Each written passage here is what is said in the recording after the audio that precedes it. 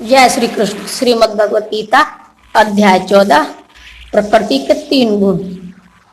शुभारंभ करते हैं। भगवान ने कहा, अब मैं तुमसे समस्त ज्ञानों में सर्वश्रेष्ठ इस परम ज्ञान को पुनः कहूंगा, जिसे जान लेने पर समस्त मुनियों ने परम सिद्धि प्राप्त की है। तात्पर्य 7वें अध्याय से लेकर 12वें अध्याय तक श्री कृष्ण परम सत्य भगवान के विषय में विस्तार से बताते हैं। अब भगवान स्वयं अर्जुन को और आगे ज्ञान दे रहे हैं। यदि कोई इस अध्याय को दार्शनिक चिंतन द्वारा भली भांति समझ ले तो उसे भक्ति का ज्ञान हो जाएगा।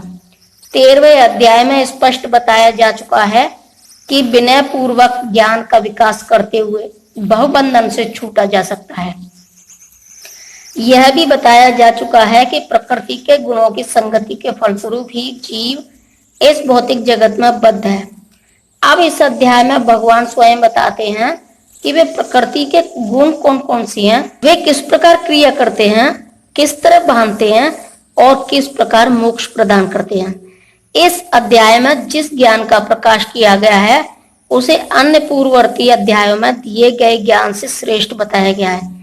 इस ज्ञान को प्राप्त करके अनेक मुनियों ने सिद्धि प्राप्त की और वे वैकुंठ लोक के भागी हुए। इस ज्ञान को प्राप्त करके अनेक मुनियों ने सिद्धि प्राप्त की और वे वैकुंठ लोक के भागी हुए। अब भगवान उसी ज्ञान को और अच्छे ढंग से बताने जा रहे हैं। यह ज्ञान अभी तक बताए गए समस्त ज्ञान योगों से कहीं अधिक श्रेष्ठ है और इसे जान लेने पर अनेक लोगों को सिद्धि प्राप्त हुई है।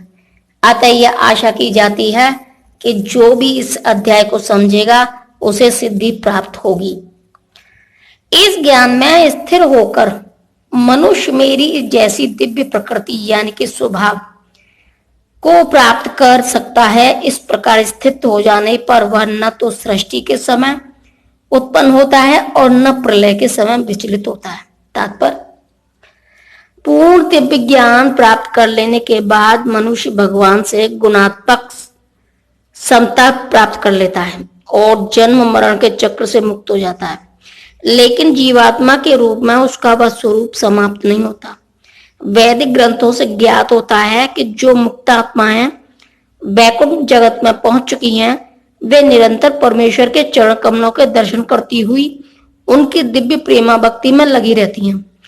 अतः मुक्ति के बाद भी भक्तों को अपना निजी स्वरूप नहीं समाप्त होता। सामान्यतः इस संसार में हम जो भी ज्ञान प्राप्त करते हैं वह प्रकृति के 3 गुणों द्वारा दूषित रहता है। जो ज्ञान इन गुणों से दूषित नहीं होता वह दिव्य ज्ञान कहलाता है। जब कोई व्यक्ति इस दिव्य ज्ञान को प्राप्त होता है तो वह परम पुरुष के समकक्ष पद पर पहुंच जाता है। जिन लोगों को चिन्मय आकाश का ज्ञान नहीं है वे मानते हैं कि भौतिक स्वरूप के कार्यकलापों से मुक्त होने पर यह आध्यात्मिक पहचान बिना किसी विविधता के निराकार हो जाती है। लेकिन जिस प्रकार इस संसार में विविधता है उसी प्रकार आध्यात्मिक जगत में भी है। जो लोग इससे परिचित नहीं हैं वे सोचते हैं कि आध्यात्मिक जगत इस भौतिक जगत की विविधता में से उल्टा है। लेकिन वास्तव में होता यह है कि आध्यात्मिक जगत यानी कि चिन्मय आकाश में मनुष्य को आध्यात्मिक रूप प्राप्त हो जाता है। वहां के सारे कार्यकलाप आध्यात्मिक होते हैं और यह आध्यात्मिक स्थिति भक्ति में जीवन कहलाती है। यह वातावरण अदूषित होता है और यहाँ पर व्यक्ति गुणों की दृष्टि से परमेश्वर के समकक्ष होता है। ऐसा ज्ञान प्राप्त करने के लिए मनुष्य को समस्त आध्यात्मिक गुण उत्पन्न करने होते हैं। जो इस प्रकार से आध्यात्मिक गुण उत्पन्न कर लेता है वह भौतिक जगत के सृजन या उसके विनाश से प्रभावित नहीं होता। हे भरतपुत्र, ब्रह्मा नामक समग्र भौतिक वस्तु जन्म का स्रोत है और मैं इसी ब्रह्मा को गर्भस्थ करता हूँ जिससे समस्त जीवों का जन्म संभव होता है। तात्पर्य यह संसार की व्याख्या है। जो कुछ घटित होता है वह क्षेत्र यानी कि शरीर तथा क्षेत्र यानी कि आत्मा के संयोग से होता है। प्रकृति और जीव का यह संयोग स्वयं भगवान द्वारा संभव बनाया जाता है। महत तत्व ही समग्र ब्रह्मांड का संपूर्ण कारण है और भौतिक कारण की समग्र वस्तु जिसमें प्रकृति के तीनों गुण रहते हैं कभी कभी ब्रह्मा कहलाती है। परम पुरुष इसी समग्र वस्तु को गर्भस्थ करते हैं जिससे असंख्य ब्रह्मांड संभव हो सके। वैदिक साहित्य में यानी कि मुंडक उपनिषद 1.1.9 में इस समग्र भौतिक वस्तु को ब्रह्मा कहा गया है। परम पुरुष उस ब्रह्मा को जीवों के बीजों के साथ गर्भस्थ करता है। पृथ्वी, जल, अग्नि, वायु आदि 24 तत्व भौतिक शक्ति हैं और वे महत ब्रह्मा अर्थात भौतिक प्रकृति के अवयव हैं। जैसा कि 7वें अध्याय में बताया जा चुका है कि इससे परे एक अन्य परा प्रकृति जीव होती है।